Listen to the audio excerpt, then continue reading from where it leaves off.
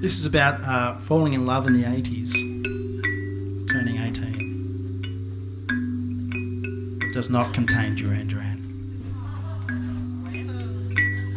Just wait for the remix.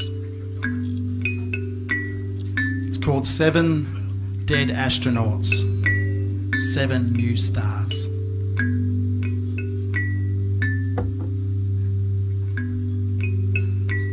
Out on the beach at night, she looks different. Sitting beside her on a beach at night, he looks different. He reaches into his pocket and he pulls out the year 1987. He goes to pass it to her, but she shakes her head and says, "No, I don't want it yet." So he throws it on the sand and says, "That's okay. Let's wait."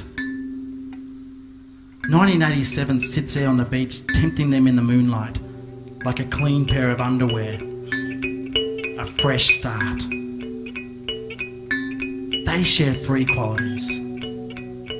1, a love of pastel woolen jumpers, which they will deeply regret only a year later.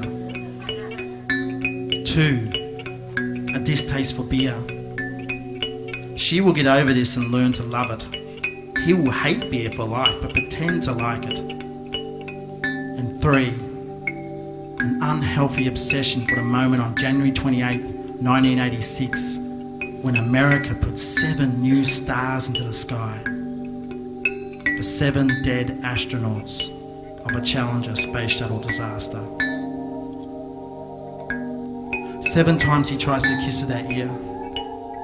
7 times she turns away. 7 dead astronauts, 7 new stars in the sky. She had been told by her grandmother as a child that the Earth was surrounded by a glass bubble and that the planet was in fact an enormous snow dome in the hands of God. While watching the exploding space shuttle on TV, it was suddenly quite clear to her that Challenger had merely flown into the wall of the bubble.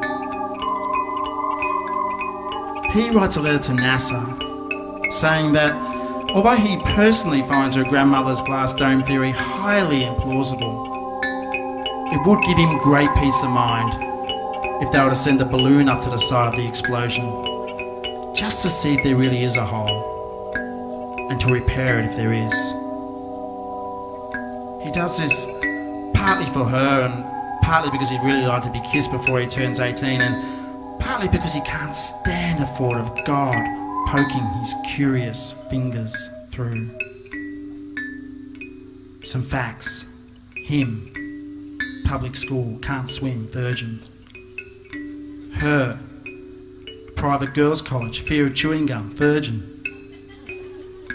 NASA passes his letter on to the FBI, and he is placed on a list of possible agitators and marked down for further surveillance. 7 times he tries to kiss her that year, 7 times she turns her head away and looks towards the sky, scanning for pointing, judgmental fingers. He writes a letter to the Pope to see if he will take action. He is careful to explain that God will be mightily pissed off when he discovers America's space program put a hole in the sky. The Pope has a letter read to him by an assistant, but falls asleep halfway through. No action is taken. She takes to using an umbrella, even when it's not raining. The year passes. 7 dead astronauts remain dead. The hole in the sky remains unchecked. She still can't bring herself to kiss him, but she will hold his hand as she does now on the beach, New Year's Eve.